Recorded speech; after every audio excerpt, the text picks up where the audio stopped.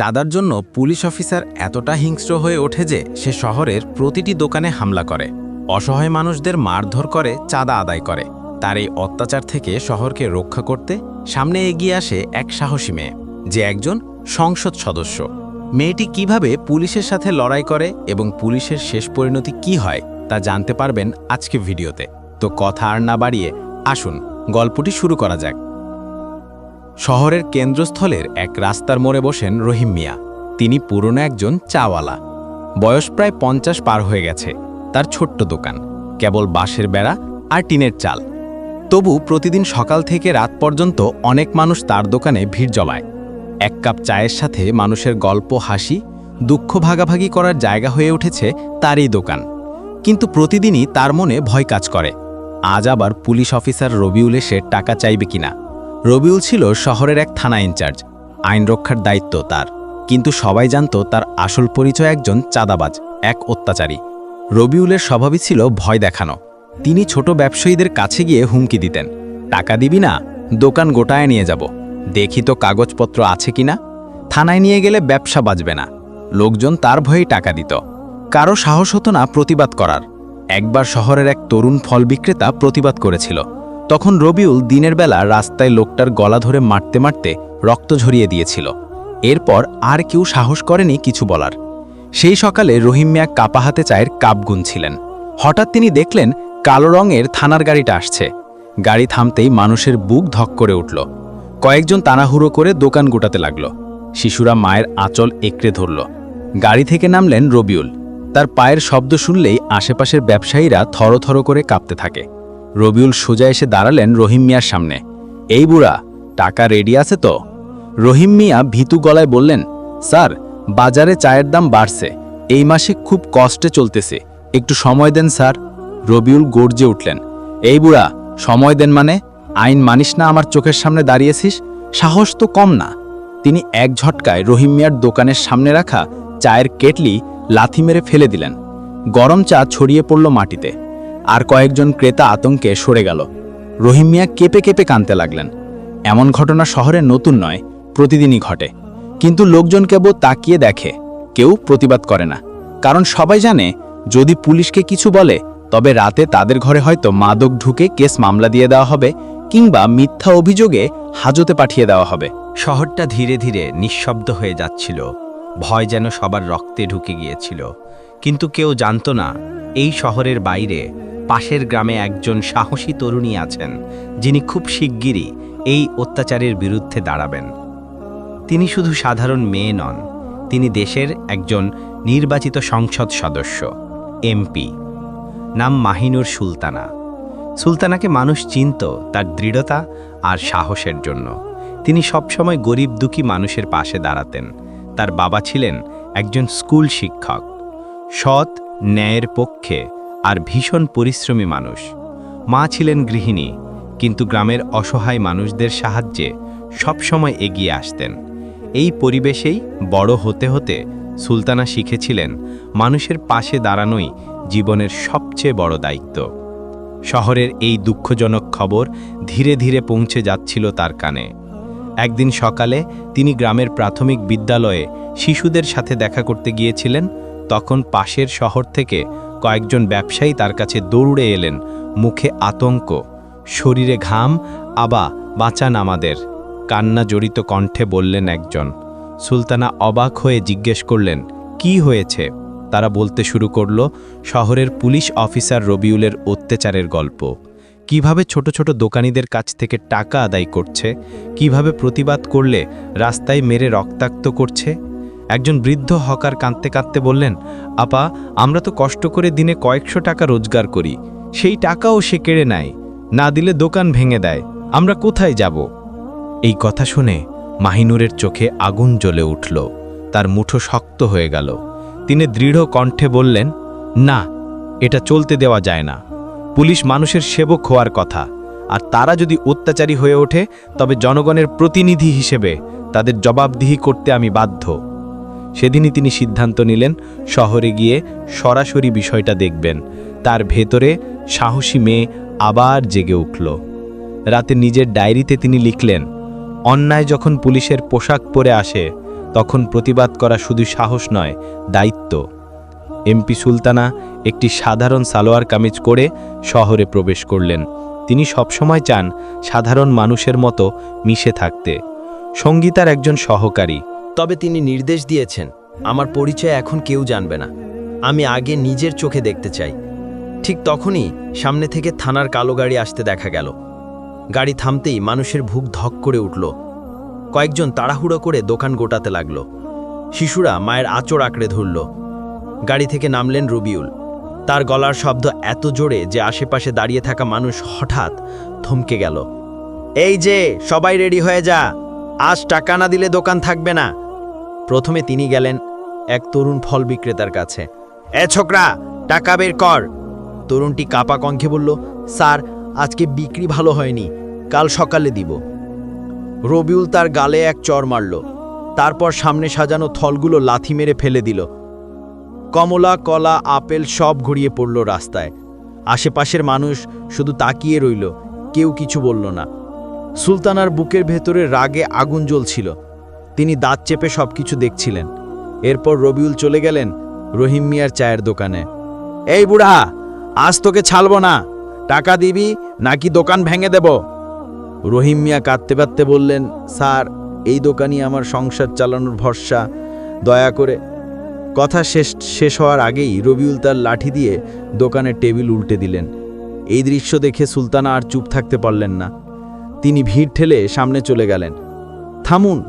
তার গলার শব্দ বজ্রপাতের মতো আঘাত হানল। রবিউল ঘুরে তাকালেন। প্রথমে তিনি অবাক হলেন, কারণ এই মেয়েটি সাধারণ মনে হলো তার চোখে এক অদ্ভুত শক্তি। আপনি কে? আমার কাজে নাক গলাচ্ছেন কেন? রবিউল গর্জে উঠলেন। সুলতানা দৃঢ় কণ্ঠে বললেন, আমি একজন সাধারণ নাগরিক, তবে এই শহরের মানুষের প্রতিনিধি। পুলিশ কি মানুষের সুরক্ষার জন্য নাকি তাদের মারধর করার জন্য? আপনি আইনের পোশাক পরে চাঁদাবাজি করছেন, এটা কি আপনার দায়িত্ব? রবিউল বলল, এমপি ম্যাডাম, আমি পুলিশ হয়ে যা করছি তাই অনেক। আমার কাজে নাক গলাতে আসলে এর থেকে বেশি কিছু করে দেখাবো। আপনি এমপি, আপনার কাজ সংসদে, এখানে আপনার নাক গলানোর প্রয়োজন নেই। এই শহর আমার, এখানে আমার রাজত্ব থাকবে, কেউ কিছুই করতে পারবে না। সুলতানা তাকে থামিয়ে দিয়ে বলল, চুপ থাকুন, নিয়মের নামে অত্যাচার করবেন সেটা আমি হতে দেব না। আজ থেকেই শহরের কোনো দোকানই আপনার ভয় কাঁপবে না। মনে রাখবেন, পুলিশ যদি জনগণের শত্রু হয়ে দাঁড়ায়, তবে জনগণের প্রতিনিধি তাদের শাস্তি দেবে। মানুষজন হতবাক হয়ে দাঁড়িয়ে রইল, যেন বছরের পর বছর জমে থাকা ভয় ভেঙে প্রথমবার আশার আলো দেখতে পেল। কিন্তু রবিউল সহজেই হার মানার মানুষ নয়। তার চোখের আগের আগুন জ্বলল। তিনি দাঁত চেপে বললেন, ম্যাডাম, এই শহরটা আমার নিয়ন্ত্রণে, আপনি একা এসে কিছুই করতে পারবেন না। সুলতানা হেসে বললেন, ভুল করছেন রবিউল সাহেব, আমি একা নই, আমার সাথে আছে এই শহরের প্রতিটি মানুষ। রবিউল বলল, যা করার করে নেন, আমি শহরকে আমার নিয়ন্ত্রণেই রাখব। এই বলে রবিউল চলে যায়। সুলতানা বুঝতে পারে রবিউলের হাত অনেক উপর পর্যন্ত রয়েছে, এজন্য সে এত সাহস দেখাচ্ছে। রবিউলের কাছ থেকেই শহরকে বাঁচাতে হলে আমাকে রবিউলের বিরুদ্ধে জোরালো প্রমাণ খুঁজে বের করতে হবে। এজন্য সুলতানা 3 দিন ধরে শহরে ঘুরে বেড়াচ্ছিলেন। তিনি দেখলেন প্রায় প্রতিটি ছোট ব্যবসায়ী রবিউলের ভয়ে কাঁপছে। কেউ চুপচাপ দোকান বন্ধ করে দিয়েছে, কেউ আবার রাতে গোপনে মালপত্র সরিয়ে রাখে যাতে পুলিশ এসে লুট করতে না পারে। প্রমাণ জোগাড় করার জন্য তিনি কয়েকজন বিশ্বস্ত তরুণকে সঙ্গে নিলেন। তাদের একজন ছাত্র, আরেকজন ব্যবসায়ী, আরেকজন সাংবাদিক। সুলতানা বললেন, আমরা কাউকে ভয় পাবো না, তোমরা প্রত্যেককে নজর রাখবে কোথায় কি হচ্ছে। পুলিশের অত্যাচারের ভিডিও, ছবি বা কোনো নথি যা কিছু পাওয়া যায় সব সংগ্রহ করবে। পরদিন রাতেই প্রথম সফলও মিলল। শহরের মোড়ে একটি ফলের দোকানে পুলিশ টাকা চাইতে এলো। দোকানদার কাঁপতে কাঁপতে কিছু টাকা দিল। রবিউলের লোকজন টাকা গুনে হাসতে হাসতে চলে গেল। এই পুরো ঘটনায় একজন ছাত্র গোপনে মোবাইল ক্যামেরায় তুলে নিল। ভিডিওতে স্পষ্ট দেখা যাচ্ছিল পুলিশ ইউনিফর্মের রবিউলের লোকজন ব্যবসায়ীর কাছ থেকে টাকা নিচ্ছে। অন্যদিকে সাংবাদিক যুবকও খুঁজ নিতে লাগলো থানার ভেতরে। সে জানতে পারল রবিউল প্রতিদিন চাঁদার খাতা লিখে রাখে। সেখানে কোন দোকান থেকে কত টাকা নিয়েছে সব হিসাব লেখা আছে। এ খবর শুনে সুলতানার চোখ জ্বলে উঠল। তিনি বললেন, ওই খাতা যদি আমরা হাতে পাই তবে রবিউল আর বাঁচবে না।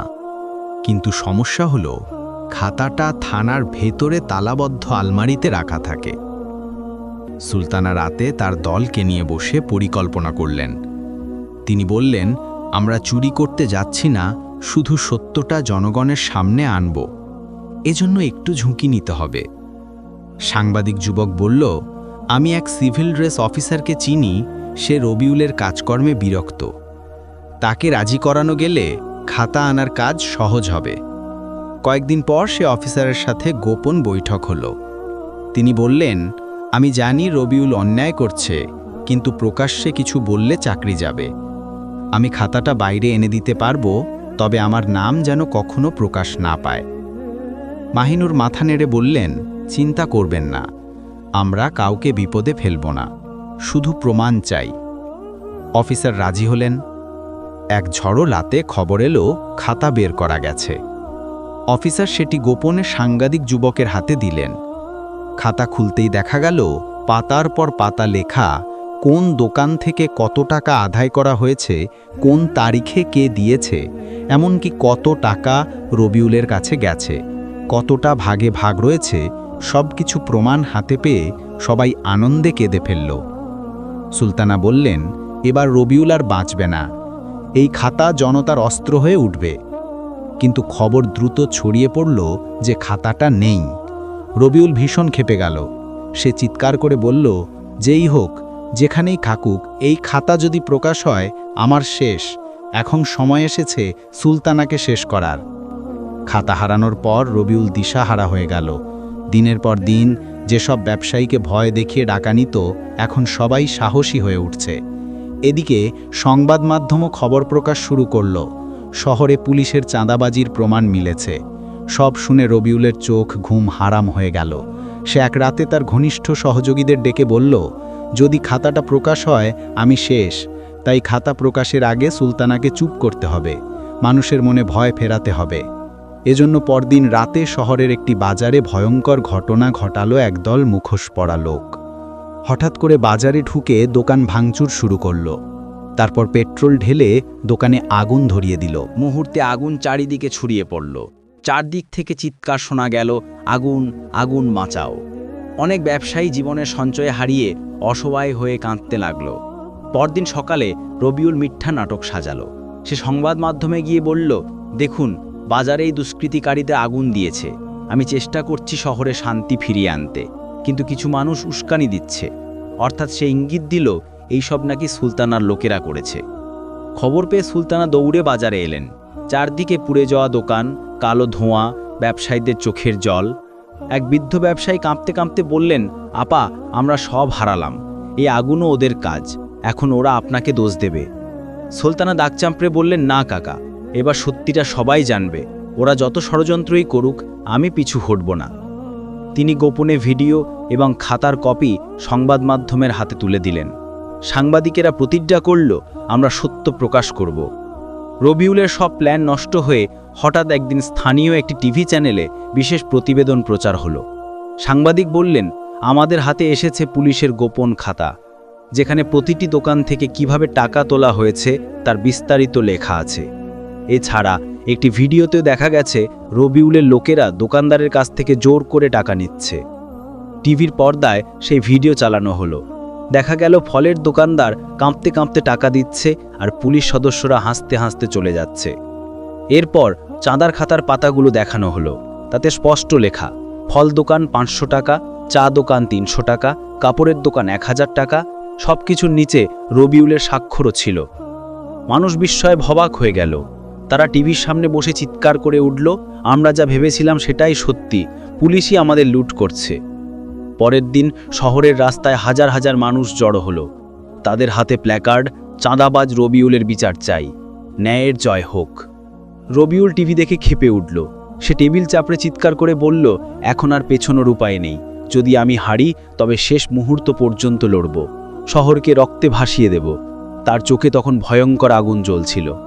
রাতে থানার গোপন কক্ষে কয়েকজন বিশ্বস্ত সহযোগীকে ডেকে বলল, শোনো, এই শহর আমাকে ভয় পেত, এখন যদি ভয়ে হারিয়ে ফেলে তবে আমি শেষ, তাই আবার ভয় দেখাতে হবে। কাল রাতে বড় আক্রমণ হবে, বাজার দোকান, এমনকি যারা সুলতানাকে সমর্থন করছে তাদের বাড়িতেও হামলা করা হবে। ওদিকে সুলতানা আগেই খবর পেলেন রবিউলের পরিকল্পনার। একজন সৎ পুলিশ অফিসার গোপনে তাকে জানিয়ে দিল, ম্যাডাম, কাল রাতে হামলার প্ল্যান আছে, আপনারা সাবধানে থাকুন। সুলতানা দ্রুত মানুষের সাথে বৈঠক ডাকলেন। তিনি বললেন, ভাইয়ারা, আমাদের ভয় দেখাতে ওরা আবার রক্তপাত করতে চাইছে, কিন্তু মনে রাখবেন, ভয় আমাদের শক্তি কেড়ে নেয়। এবার আমরা একসাথে দাঁড়াবো। ব্যবসায়ী, তরুণ, কৃষক সবাই রাজি হলো। রাত নামল, চারদিকে অন্ধকার। শুধু দোকানগুলোর সামনে মানুষ জড়ো হয়ে বসে আছে, কারো হাতে বাঁশ, কারো হাতে লাঠি। তাদের চোখে ভয়ের বদলে সাহসের আলো। ঠিক তখনই রবিউলের পাঠানো দুষ্কৃতিকারীরা এসে হাজির হলো। তাদের হাতে আগুনের বোতল, ধারালো অস্ত্র। তারা চিৎকার করে বলল, সব শেষ করে দাও। কিন্তু এবার মানুষ ভীত হয়নি। একসাথে সবাই চিৎকার করে উঠল, আমাদের ঘরবাড়ি আর লুট করতে দেবে না। তারা বাঁশ আর লাঠি দিয়ে প্রতিরোধ শুরু করল। সুলতানা সামনে দাঁড়িয়ে সাহস দিলেন, ভাইয়েরা, একসাথে থাকুন, পিছিয়ে যাবেন না। ভয়ানক সংঘর্ষ শুরু হলো, কিন্তু মানুষের ঐক্য এত শক্তিশালী হলো যে রবিউলের লোকজন টিকতে পারল না। কিছুক্ষণের মধ্যেই তারা ছত্রভঙ্গ হয়ে পালাতে লাগল। মানুষ আনন্দে চিৎকার করল, আমরা জিতেছি। কিন্তু সবার মনে একটাই প্রশ্ন, রবিউল কোথায়? সে কি পালিয়ে গেল, নাকি আবার নতুন কোনো ফাঁদ পাচ্ছে? ঠিক সেই সময় হঠাৎ পুলিশের একটি টিম এলো। তাদের নেতৃত্বে ছিলেন সেই সৎ অফিসার যিনি আগেই সুলতানাকে তথ্য দিয়েছিলেন। তিনি সামনে এসে ঘোষণা করলেন, অফিসার রবিউলকে গ্রেফতার করা হয়েছে। এইমাত্র তাকে হাতে নাতে ধরা হয়েছে যখন সে শহর থেকে পালানোর চেষ্টা করছিল। মানুষ উল্লাসে ফেটে পড়ল, কেউ খুশিতে কাঁদছে, কেউ আনন্দে চিৎকার করছে। কয়েক মাস পর আদালতের রায় হলো। সব প্রমাণ হাজির করা হলো, চাঁদার খাতা, ভিডিও, সাক্ষীদের জবানবন্দি। বিচারক কঠোর কণ্ঠে রায় দিলেন, রবিউল তার দায়িত্ব ও ক্ষমতার অপব্যবহার করেছে, ছোট ব্যবসায়ীদের জীবন নষ্ট করেছে, তাই তাকে দীর্ঘ কারাদণ্ড দেওয়া হলো। সবাই আনন্দে হাততালি দিতে লাগল। সেদিন সন্ধে শহরের বাজারে বড় সমাবেশ হলো। সুলতানা মানুষের সামনে দাঁড়িয়ে বললেন, ভাইয়েরা, আজ আমরা প্রমাণ করেছি, অন্যায় যতই শক্তিশালী হোক, মানুষের ঐক্য তার চেয়ে শক্তিশালী। যদি আমরা একসাথে থাকি, তবে কোনো অত্যাচার টিকতে পারবে না। ব্যবসায়ীরা খুশিতে দোকান খুলল, শিশুরা খেলতে লাগলো রাস্তায়। শহর আবার স্বাভাবিক জীবনে ফিরল। বন্ধুরা, আমাদের শহরেও কিন্তু এমন অনেক পুলিশ অফিসার আছে যারা মানুষদের অত্যাচার করে। এদের হাত থেকে বাঁচতে হলে আমাদেরও এই রকম পদক্ষেপ নিতে হবে।